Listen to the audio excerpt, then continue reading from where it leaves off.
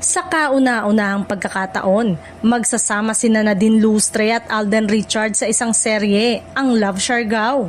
Nakatakdang ipalabas ang first ever acting collaboration ng award-winning actress at ng Asia's multimedia star sa second quarter ng 2026. Ibinandera ng VIU Philippines ang pagsasama ni Alden at Nadine sa naturang project sa pamamagitan ng kanilang official social media account ngayong araw, January 14. Alden Richard and Nadine Lustre are teaming up for their biggest upcoming series yet. The Siargao Magic Gets Real this 2026. Love Siargao coming soon only on VIU. Ang caption sa nasabing post. Makakasama rin sa naturang seryang South Korean actor na si Choi Boo-min na dating member ng K-pop group Golden Child.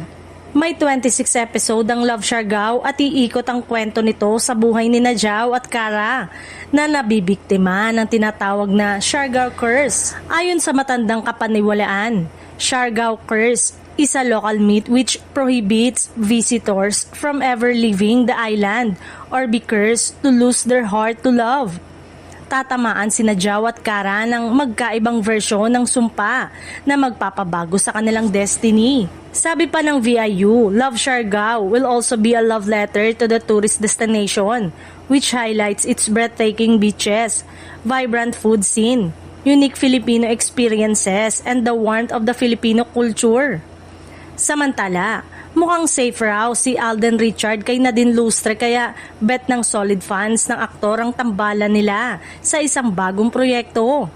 Mukhang takot na ang fans na muling masaktan si Alden kaya mas approve nila kung may jowa na ang magiging leading lady ng aktor sa serye o pelikula.